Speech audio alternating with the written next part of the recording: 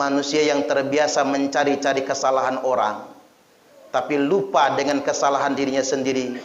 Sebenarnya dia mensifati sifat iblis. Dosa terbesar iblis itu ada dua.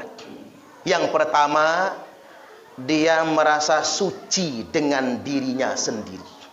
Maka jamaah Jum'ah, sebaik apapun kita, sesoleh apapun kita, kita tidak boleh merasa paling suci. Kita tidak boleh merasa paling benar sendiri, sehingga kita gampang menyalahkan orang lain.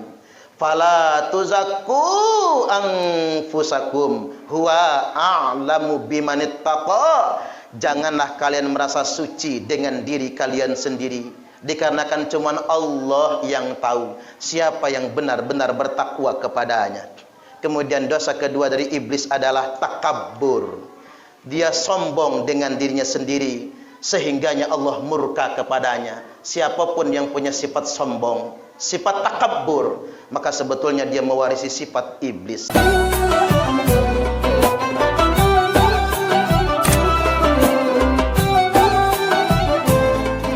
Jamaah salat Jum'ah Masjid Darussalam rahimakumullah. Hari ini kita semua sudah hadir di bulan Sya'ban. Salah satu keutamaan bulan Sya'ban yakni adanya malam nisfu Sya'ban. Al-Imam Asy-Syafi'i rahimahullah telah menyatakan ada 5 malam di mana doa kita diijabah oleh Allah Ta'ala. Yakni yang pertama malam Jumat, yang kedua malam pertama bulan Rajab, yang ketiga malam nisfu Sya'ban, malam pertengahan bulan Sya'ban, tepatnya malam 15 Sya'ban, yang ketiga yakni malam Idul Fitri, yang keempat yakni malam Idul Fitri, dan yang kelima malam Idul Adha. Inilah 5 malam di mana doa didengar, bahkan diijabah oleh Allah Ta'ala. Momentum terdekat kita adalah malam nisfu Sya'ban, yakni sepekan ke depan. Terkait dengan ini Nabi sallallahu alaihi wasallam telah bersabda, "Innallaha la yattali'u fi lailatin nisfi min Sya'ban." Sesungguhnya Allah melihat, menelisik, mengamati hamba-hambanya pada malam nisfu Sya'ban. Rahmat Allah turun ke dunia ini, dan di malam itu fayaghfiru li jami'i khalqihi. Allah akan mengampuni semua dosa-dosa makhluknya, illa li musyrikin au musyahid, kecuali dosa orang musyrik, yakni orang yang ketika itu sedang dalam keadaan menyekutukan Allah, atau dosa orang yang bermusuhan. Artinya orang yang sedang bermusuhan, terlebih lagi akhawani mutasariman, 2 saudara yang sedang bersengketa, bermusuhan dan tidak bertegur sapa satu sama lainnya, maka ini dikecualikan dari ampunan Allah Subhanahu wa taala. Hadis ini tercantum dalam kitab Sunan Ibnu Majah dan diriwayatkan dengan isnad yang sahih, bi isnadin sahih. Jadi jamaah Jum'ah tidak perlu merasa khawatir ketika beramal di malam nisfu Sya'ban bersandarkan kepada hadis ini, dikarenakan hadis ini telah disepakati kesahihannya oleh para ulama. Malam itu Allah Subhanahu wa taala mengampuni semua dosa-dosa makhluknya. Artinya memang malam itu adalah momentum yang tidak boleh kita lewatkan. Ada kesunahan menghidupkan malam itu dengan amaliyah-amaliyah sunnah. Makanya Nabi sallallahu alaihi wasallam bersabda, "Faqumu lailaha." Malam itu dirikanlah salat, hidupkan salat-salat malam, tahajud, salat hajat. Termasuk juga di antaranya salat tasbih. Intinya menghidupkan malam itu. Wasumu naharoha, dan disunnahkan berpuasa pada siang harinya.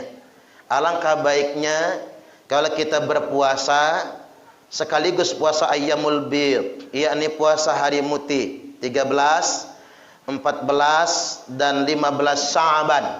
Kalaupun tidak, kita boleh ambil hari sebelumnya, yakni 14 Sya'ban. Kalaupun tidak berkesempatan juga, boleh mengerjakannya pada 15 Sya'ban.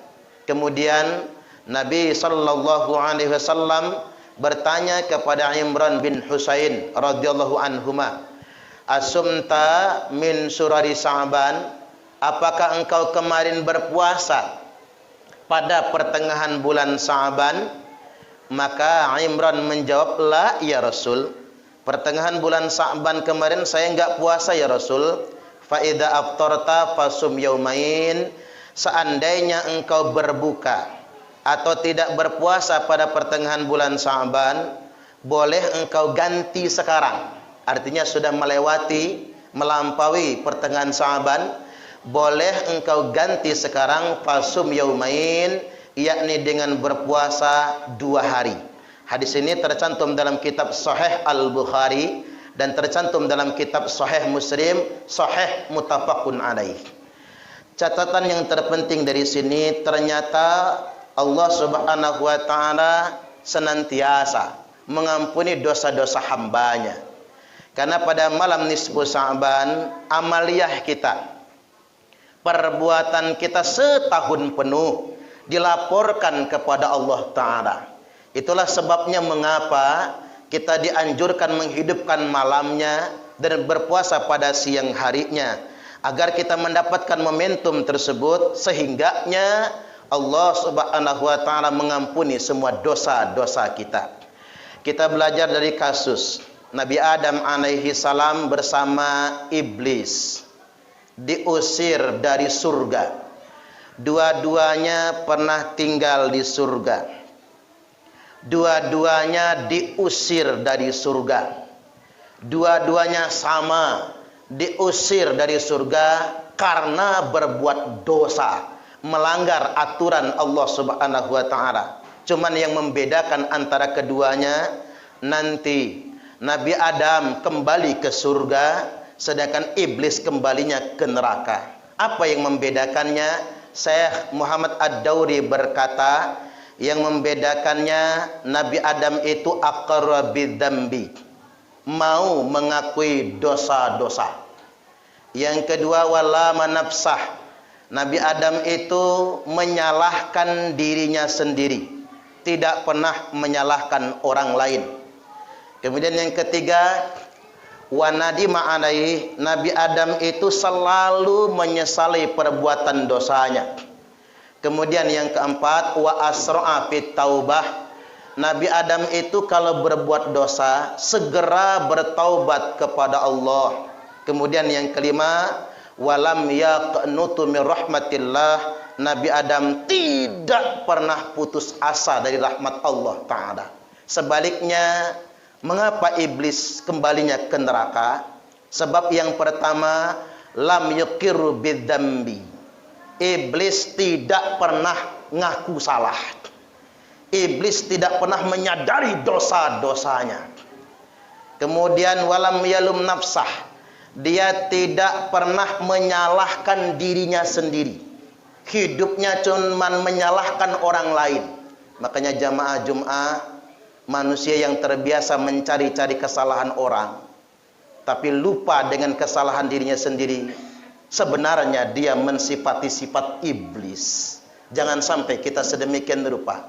Kemudian yang ketiga, walam yandam, iblis tidak pernah menyesal walaupun dia telah berbuat salah. Kemudian yang keempat, iblis tidak pernah segera bertaubat kepada Allah Subhanahu wa taala. Dan yang kelima, iblis senantiasa qanata bi rahmatillah, selalu putus asa dari rahmat Allah Subhanahu wa taala. Ada bahasa yang sederhana. Mengapa iblis masuk neraka? Dan mengapa manusia mengikuti jejak iblis untuk masuk neraka? Dosa terbesar iblis itu ada dua. Yang pertama, dia merasa suci dengan dirinya sendiri.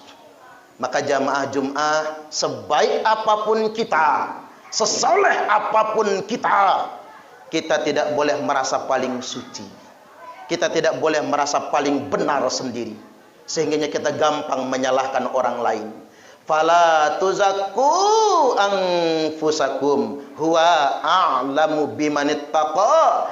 Janganlah kalian merasa suci dengan diri kalian sendiri, dikarenakan cuma Allah yang tahu siapa yang benar-benar bertakwa kepadanya. Kemudian dosa kedua dari iblis adalah takabbur.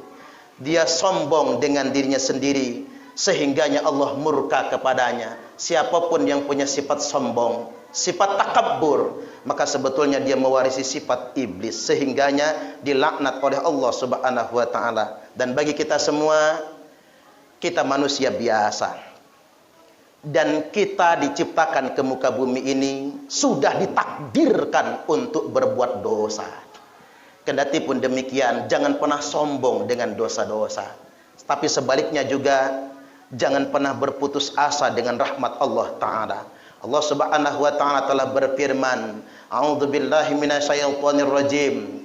Qul ya ibadiyalladzina asrafu ala anfusihim la taqnatu min rahmatillah.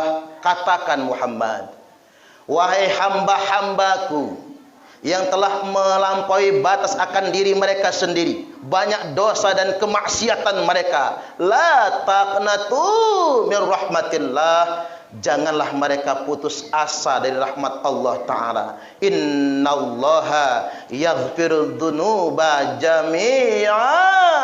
Dikarenakan Allah kalau ingin mengampuni dosa, Allah akan mengampuni dosa semuanya.